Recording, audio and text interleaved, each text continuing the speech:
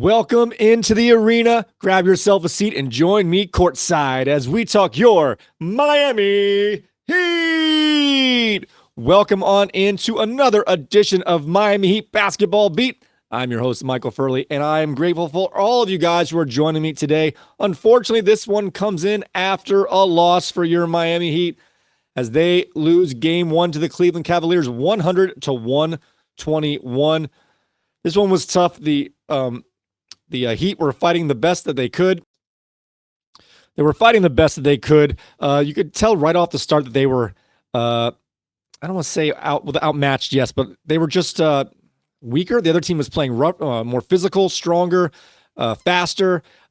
Actually, going through to midway through the fourth quarter, I kept looking. The stats were almost identical in terms of rebounds, offensive rebounds, foul shots, three-pointers made. It was pretty even as the Heat were holding on and keeping it within that 10-point range. They lost this game in two spots of the game. At the end of the first quarter and the beginning of the second quarter, as the Heat were down early about 12-5, made a quick run to get up 14-12. We're tied at around 22. It might have been 24. I think it was 22-22. And by the end of the first quarter, it was 31-24. There was a nice 7-2 run for the Cavaliers that sparked them a lead. And then they kept the second quarter going just as fast, but Miami fought back very hard to only be outscored in the second quarter by 1 point. They went into halftime down by 8 points, 62-54. They did the best that they could. And in the third quarter, they survived, evening out the score 25-25 as both teams were making three-pointers at an even clip until the fourth quarter, where Ty Jerome, who was good all game, went on a bananas streak in the fourth quarter, making three-pointer after three-pointer, driving shot and ones. Well, he misses free throws.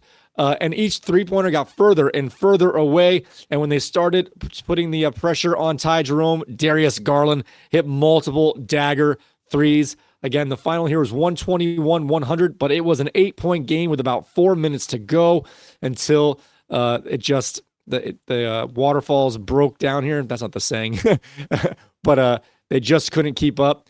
And I have to say, honestly, Tyler Hero was getting beat up physically. The very first play of the game, Max Strus came down and just chest bumped him, and they're not calling it, and they were just going to push, grab, hold all day long. And we know how hard Tyler Hero plays, but he is a little bit of a slider build. And with Ty Jerome and Max Strus putting the weight on him, he was getting worn down a little bit. He played okay, shot about 45% from the field, 50% from three-pointer, finished with over 20-some-odd points. Let's actually get a look here what Hero finished with. 21 points on 7 of 18 shooting. Andrew Wiggins chipped in with 14 points. Bam Adebayo had a strong game offensively with 24 points.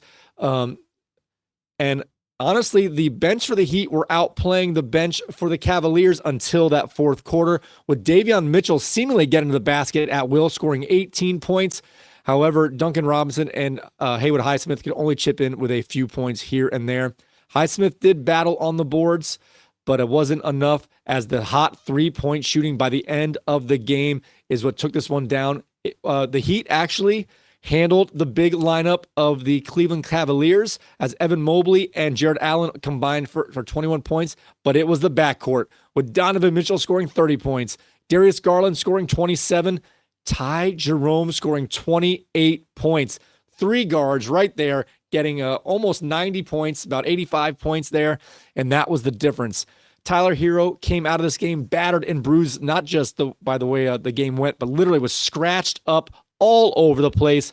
I'm hoping that the refs turn this one around a little bit, as they were letting them manhandle Hero. But we've seen this before. This is what happened last year in the playoffs in the 1-8 matchup when the Heat went up against the Boston Celtics.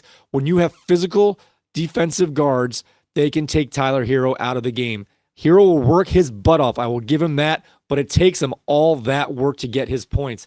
It seemed like the Heat were keeping up, but it was so hard. And then the Cavaliers were just scoring on swing-around three-pointers, and it just looked too easy for them. Honestly, in the grand scope of things here, well, it's just one loss. It's a 1-8 seed. We're playing with bonus money right now, guys, as we were able to get into the playoffs. And literally all we have to do is win one on the road to swing home court. although we are not very good at our home court. It's game one, and I was getting ready to say as I was prepping for this game, all the games today were blowouts, and I was going to say the Heat kept it the closest, but by the end, they too lost by 21 points. If you look at the other 1-8 matchup, Memphis lost by 51 points today to the Oklahoma City Thunder. All in all, the matchups today, we got demolished in the backcourt. And I've noticed this all year long. I don't like Tyler Hero bringing the ball up because if teams want to press him, they can do it and they can body him and he turns the ball over. Davion Mitchell seemed to do the same as well. He's a much better ball handler in a space, but they were just trapping the ball. In my opinion, when you have a defensive team, the other team's playing a trapping, aggressive defense on the guards, this is when, I know it's a lot on Bam's plate, this is when you got to let Bam bring the ball up. And people like Kyle Anderson in this case, if they're going to trap with their guards, then we can swing pass quick to the guards against their slower guys on the back line. We can't let them trap the ball full court and make it so hard and take up so much energy for our guards, Tyler Hero and Davion Mitchell, and even Alec Burks was having a hard time. We made a lot of threes to keep us in it until the Cavaliers just went bananas, making, I'm not sure exact stat, about 8 of their last 10 threes. Let's see what the final team stats came down to here. Pardon me as this loads. All right. By the end of it here, we shot just under 49%. They shot just over 51%, but they got 8 more shots. 3-pointers. Here you go. They made 5 more 3-pointers. That's your 15-point swing right there. It seemed like, and we were about even on rebounds. By the end, they out-rebounded us by 5, but we were actually pretty close the whole time. But it seemed like when they got offensive rebounds, they scored on them. When we got offensive rebounds, we happened to miss that shot or get a layup, and they would make 3-pointers off their offensive rebounds. Case in point, the last offensive rebound by Donovan Mitchell poked it out to Darius Garland and hit a monster 3 to slam the door. Turnovers and turnovers. We had 14 turnovers, so they're 8. So that was the difference right there. A little bit on the offensive rebounds in the terms of efficiency. Our turnovers, we had, again, between Tyler Hero, let's see if I can go back, between Tyler Hero and Davion Mitchell, we had a lot of turnovers from our backcourt there. Sorry about that. Let's see. What do we finish with in turnovers? Pardon me for the little delay here. Turnovers. Wiggins had 4 turnovers. Hero had 3 turnovers, and Davion Mitchell had 3 turnovers. So there you go right there. Our backcourt had 10 turnovers just by those 3 guys. And it's not that bad individually, but it all added up. And it just seemed like we were playing uphill all day long. We were fighting hard. That's the Heat culture there that we like to talk about. But in the end, it was Ty Jerome. That was the George Niang for the Cavs today. I'm not saying he's as bad as Niang, but he's a similar player. He's very has a lot of bravado, gets a little hyped up when he makes a couple threes. He keeps on going. So if we can limit their backcourt a little bit, I don't know what you got to do here. What kind of lineup can you put in? Pelle Larsson, maybe? They did come in the flag waving time here. We had Pelle Larsson, Jaquez, and Jovic come in the last minute of play. So they're obviously healthy enough to go. And maybe just a couple minutes with someone like Larson to muck it up against someone like Ty Jerome and Max Strus.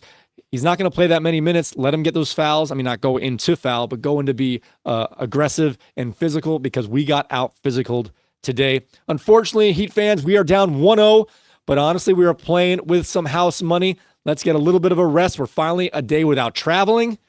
Let's hope we can rebound on Tuesday, I believe. No, the game's on Wednesday. Let's rebound on Wednesday. We get 2 days off, staying in the same city, and we have a chance to even this series up. That's all we can hope for here, guys. There were a lot of good things today, but we were just a little bit overmatched in terms of physicality, and that makes sense. We played 2 games. They've been resting. They were ready to go. So with that being said, guys, keep your hopes alive. It's not over, and thank you for joining me. While you're here, do me a small favor. Hit that. All my buttons are messed up. Hit that like button, subscribe, hit the notification bell, and hopefully next time you see me, it'll be after a win. All right, guys, with that being said, may you please make your free throws. May your coaches' challenges be successful. We will see you next time.